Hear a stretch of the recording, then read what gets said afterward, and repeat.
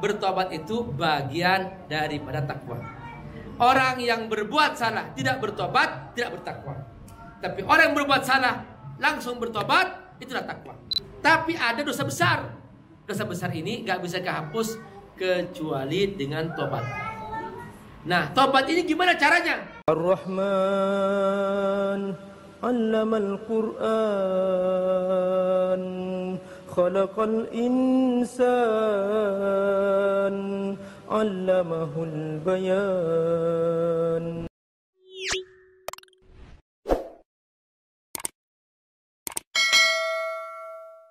Taubat adalah bagian daripada takwa. Karena kullu bani Adam khata'un, kata Nabi. Setiap anak Adam pasti punya salah. Wa khairul khata'in at-tawwabun. Dan setiap orang yang berbuat salah, sebaik-baik orang yang berbuat salah, dialah orang yang bertobat setelah berbuat salah. Maka bertobat itu bagian daripada takwa. Orang yang berbuat salah tidak bertobat, tidak bertakwa.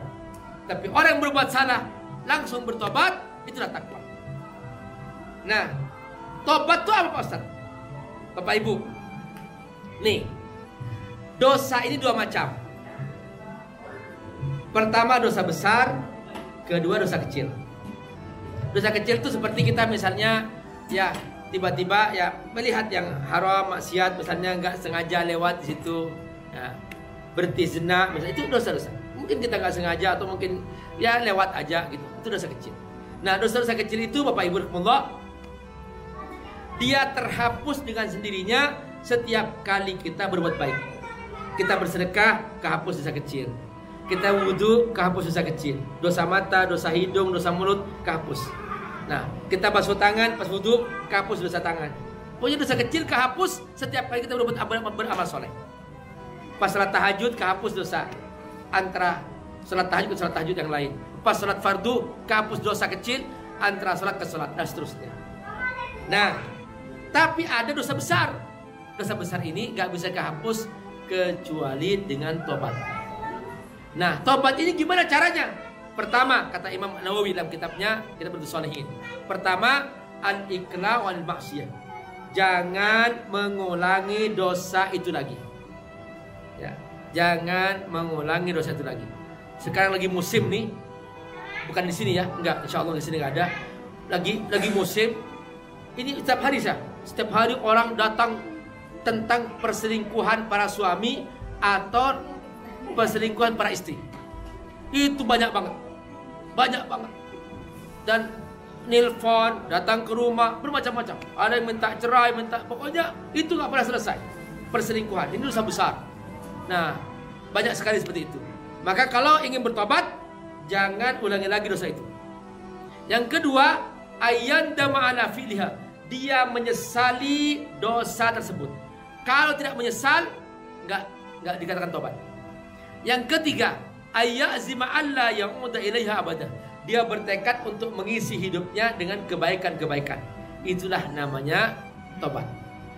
Nah, jadi kalau sudah 3 hal dilakukan, sudah aman. Berarti dia setelah itu jadi orang soleh, jadi orang baik, dan seterusnya.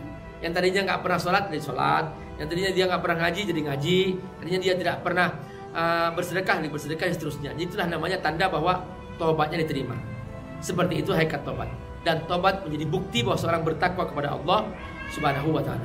Di zaman Nabi, Bapak Ibu, Nabi pernah cerita bahwa kata Nabi, ada orang membunuh 99 orang.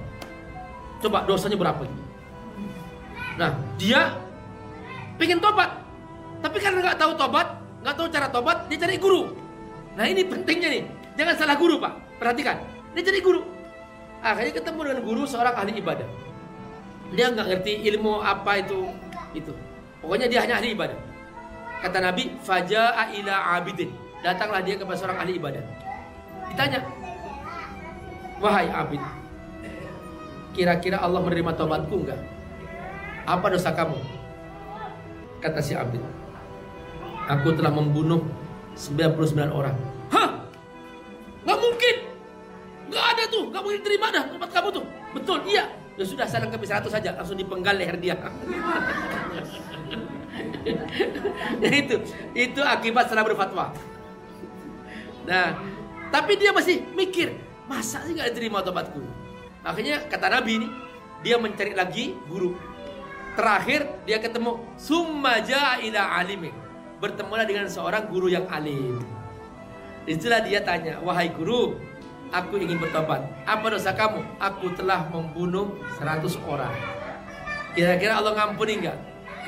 Kata si guru ini, karena dia berilmu, innallaha yaghfiru dzunuba jami'an. Allah akan mengampuni semua dosa. Kalau kamu berniat untuk tobat. Iya, aku bertobat. Ya, udah. Dia bertobat, tapi dengan syarat, kata gurunya, kamu jangan kembali ke kampung kamu, karena kampung kamu tempat orang pembunuh di sana, kampung yang buruk. Lingkungan menentukan. Nah, akhirnya dia diajarkan kamu cari kampung sana, kampung orang soleh. Benar, dia berniat menuju kampung orang soleh. Di tengah jalan dia meninggal dunia, belum beramal. Akhirnya kemudian kata Nabi, datanglah malaikat penjaga neraka ingin menggolongkan di ahli neraka karena dia banyak dosanya dan belum beramal. Terus datang mereka penjaga surga, menarik tangannya, jangan dibawa ke neraka, ini ahli surga. Kenapa? Dia sudah diterima tobatnya, dia sudah bersih dari dosa. Loh, kamu belum beramal? Iya, sudah diampuni seperti bayi baru lahir. Akhirnya tarik menarik antara dua malaikat ini, Allah kirim malaikat ketiga sebagai wasit. Apa kata malaikat ketiga? Ukur posisi dia meninggal. Kalau posisinya lebih dekat daripada kampung orang buruk, berarti dia masih ahli neraka. Kalau posisi meninggal dia lebih dekat daripada kampung orang soleh, berarti dia ahli surga. Kata Nabi, sebetulnya pas dia meninggal di tempat yang posisinya lebih dekat ke kampung orang buruk. Tapi karena Allah mengampuni, Allah perintahkan bumi untuk mengkerut sampai akhirnya dia di posisi lebih dekat ke kampung orang soleh. Akhirnya dia masuk surga. Coba Bu, itu luar biasa. Jangan la taqnatu min rahmatillah. Jangan putus asa dari rahmat Allah. Jangan putus asa. Insya Allah Allah mengampuni dosa kita. Pokoknya optimis. Jangan berputus asa. Allah akan mengampuni dosa kita. Yang penting kita jujur ingin bertobat. Itu dia rahasia tentang tobat. Semoga Allah berkahi. Assalamualaikum warahmatullahi wabarakatuh. Alhamdulillah wassalatu wassalamu ala Rasulillah wa ala alihi wa sahbihi wa man.